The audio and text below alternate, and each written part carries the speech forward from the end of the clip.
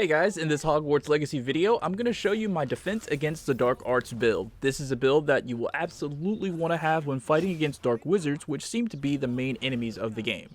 Now before I get into how to put all of it together, please subscribe to this channel for Hogwarts Legacy with notifications turned on, and after this video is over, check out some of the other videos that I've already made on Hogwarts Legacy.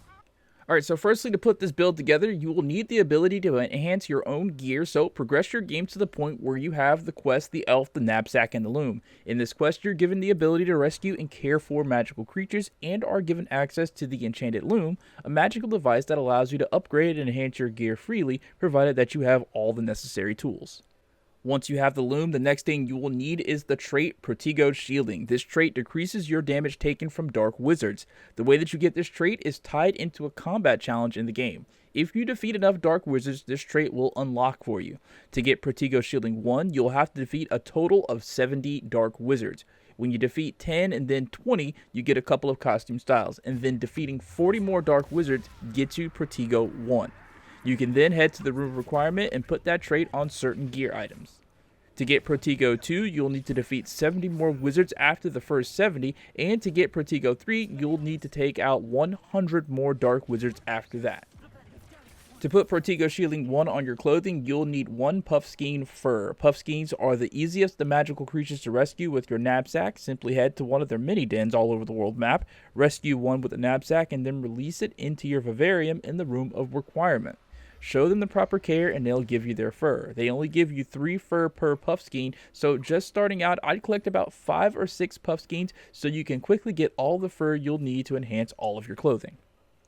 If you've already defeated enough Dark Wizards to unlock Protego Shielding 2, the magical creature that you'll need drops from is a Dearycall. These creatures are a bit harder to catch and they have more dens the lower you go on the map. Here are a few of them.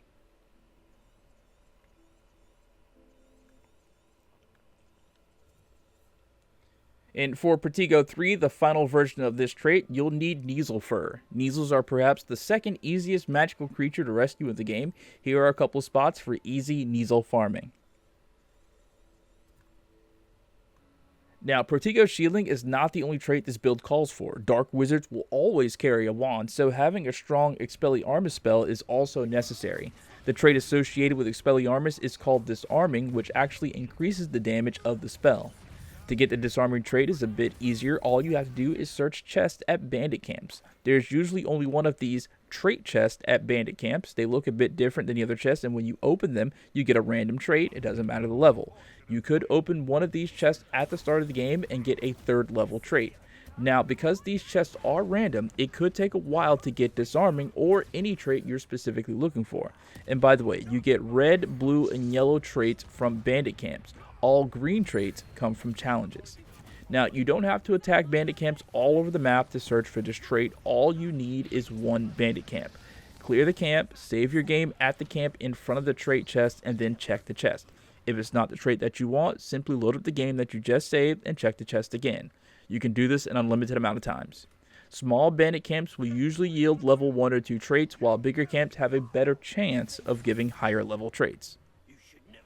And the final trait that you'll need for this build is Concentration. Concentration is a trait that increases the damage of all of your damaging spells like Expelliarmus.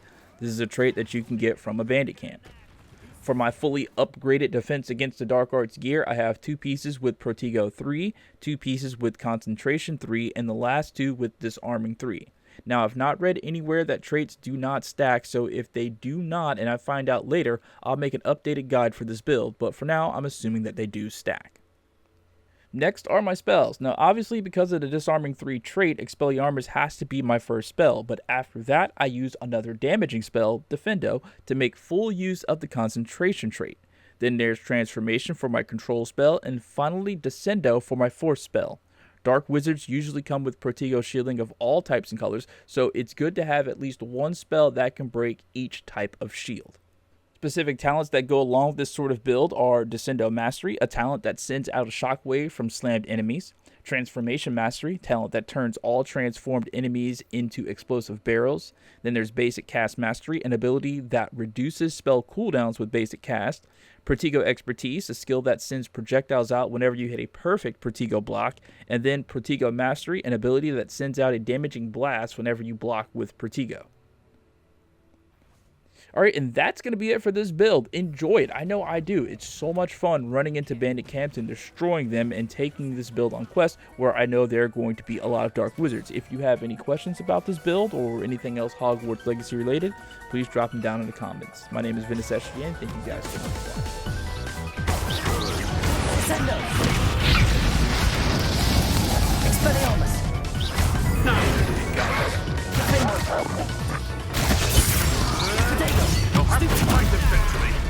Descender. Barely felt anything at all.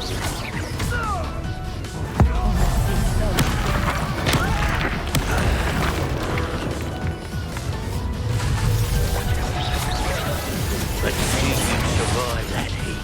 Descender.